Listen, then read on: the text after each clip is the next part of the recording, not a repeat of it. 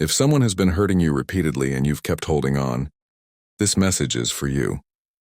Not to tell you what to do, not to shame your choices, but to walk with you in the place where hope and pain coexist. God sees what has been happening, even the parts you struggle to put into words. The Lord is close to the brokenhearted and saves those who are crushed in spirit. Psalm 34:18. Staying does not mean you are weak. Hoping does not mean you are foolish. Often it means you believed in love, covenant, responsibility, and promises.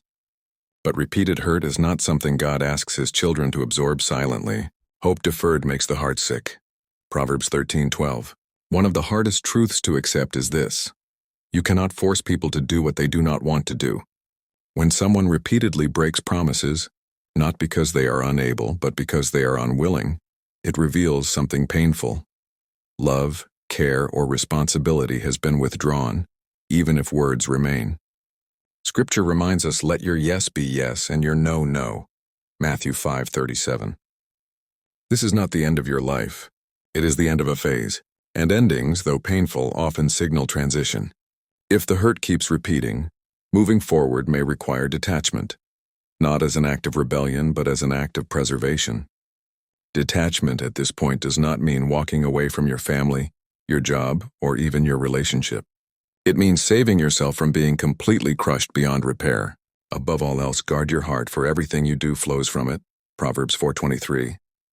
Detachment in this sense means withdrawing your expectations from someone who has shown they are unwilling to meet them, choosing forgiveness without the burden of resentment, and accepting what is, without continuing to injure yourself with what you hoped would be. This is not cutting yourself off from God's promises. It is cutting yourself off from a source of repeated pain. Commit your way to the Lord, trust in him, and he will act. Psalm 37:5. You are not abandoning faith. You are realigning trust. In Genesis 12, God called Abraham into a leap that did not make sense. Go from your country, your people, and your father's household to the land I will show you.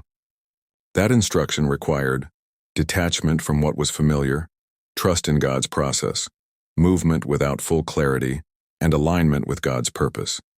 A quantum leap does not happen because it feels safe. It happens because faith calls you forward. For we walk by faith, not by sight. 2 Corinthians 5:7. Sometimes detachment is physical and emotional. Sometimes it is emotional only. But it is always spiritual.